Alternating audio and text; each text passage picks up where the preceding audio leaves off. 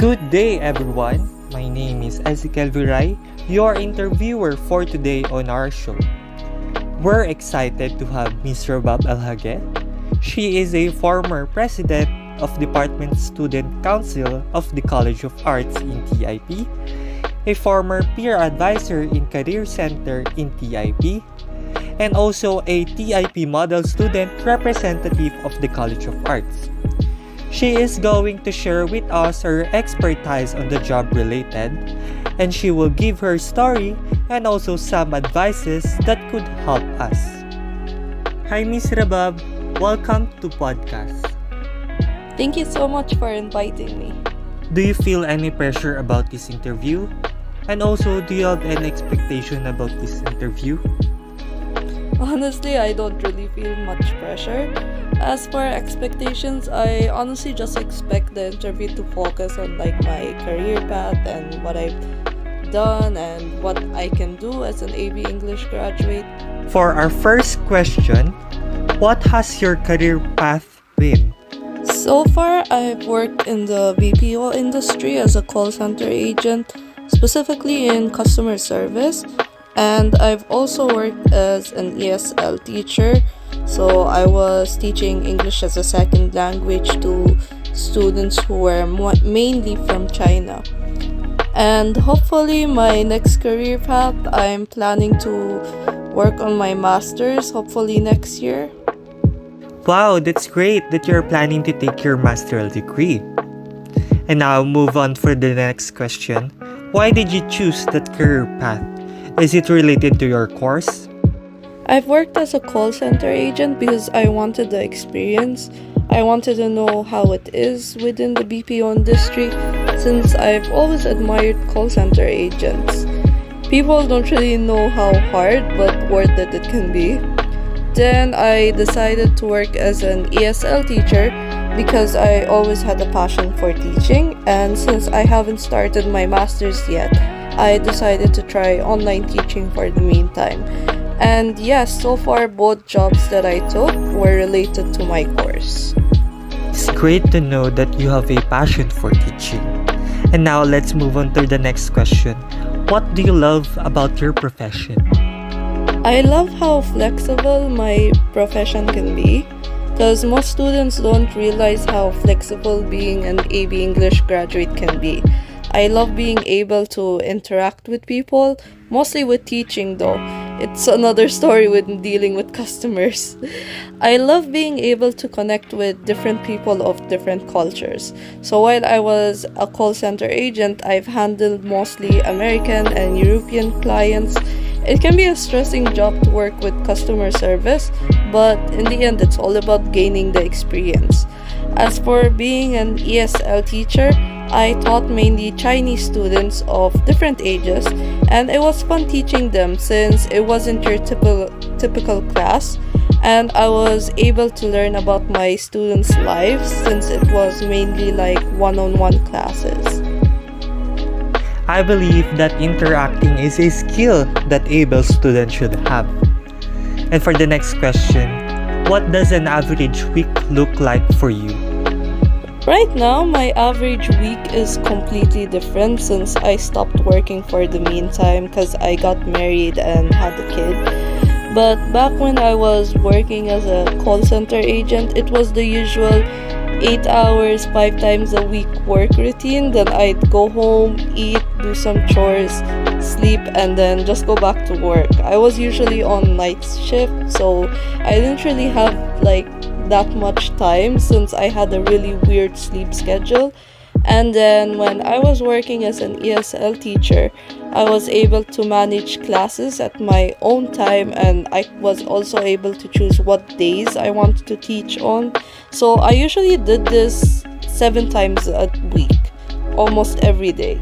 So my average week as a teacher was creating lesson plans and preparing my slideshows and props during the day. And then I'd usually teach in the evening up till 10 p.m. Being a teacher, I think, is a hard job. But if you have a passion to teach, it can lessen the pressure. For the next question, how do you organize your time? Time management. I actually work more proficient when I'm under pressure, so sometimes I tend to just cram what I need to do. But whenever I do have a routine going on, like when I was doing the ESL teaching, I usually scheduled what I had to do. So actually organizing time is easy. What I do is I'd set up alarms and I'd create a to-do list, and I would always check my to-do list first thing in the morning. And that's how I plan out my day. When it comes to organizing time, you don't really need to follow specific hours. You just need to motivate yourself to follow a pattern and make sure you get the work done before the deadline. I believe I can relate to it. As a student, organizing time is very, very, very easy. But doing our job or our task, it's hard for us. But are there any expectation you had about this career path that you have found differed from reality in both a good or bad way? And also, what are your strengths and weaknesses in this profession? With ESL teaching, I didn't really have any expectations that differed from reality because it was a very clear job. From the interview up to training, everything was really transparent. In the BPO industry, there were things that differed from my expectations. Sometimes customers feel so entitled and can be outright rude. And even though we were trained to handle such, it's way different than when you're actually on call.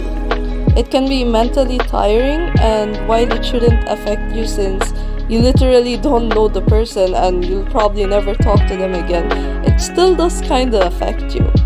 As for strengths and weaknesses, in customer service, my strength was being able to understand right away what the customer wanted and being able to please them how they wanted to be pleased and helped. As for weaknesses, I'm a softie, so whenever I had a bad call, it kinda affected me. While ESL teaching, I've always had a passion for teaching, so I focused on improving my teaching skills a lot during college.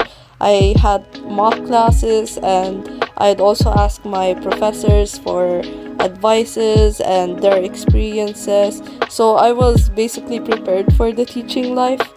As for weaknesses during this job, sometimes there were communication barriers between me and my students since English was not a language they would usually communicate with since they are learning it as a second language.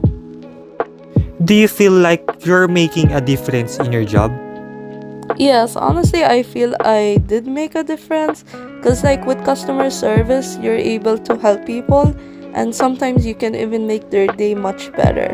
And then with ESL teaching, you're able to spread and teach the English language effectively, and you can even teach them of different cultures.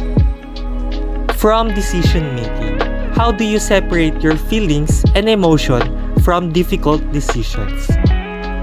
While working, you need to realize it's business and your feelings and emotions shouldn't affect your performance. Like, most people don't notice it, but when you start working, you realize you have separate personas during work and out of work. When I leave my house or open my computer for work, I make sure to keep my personal emotions at bay and stay professional. Now, if this question was for a normal day and not work related, what I do is calm myself first before making a decision, since a decision made while in a bad mood can be something you'll regret. So what I'd usually do is I'd go to my room and just be by myself so I could reassess what's happening and what I feel. Then when I know I'm okay, that's when I'll decide. For you, what the best bit of advice you have for someone looking to move into this area? If you plan on getting into the BPO industry, ready yourself mentally and emotionally. People usually think it's an easy job, but I actually have great respect for those who survive in the BPO industry because the work is not as easy as people think it should be. And if you plan on becoming an ESL teacher, practice, watch videos, and try your best to master the English language, since you'll mainly be focusing on teaching the language in different situations and for different levels of students. So just remember, before taking any career path, research, ask, discover, read, observe, and then lastly experience it if you feel like you want to experience it. Thank you for giving your advices, Ms. Rabab.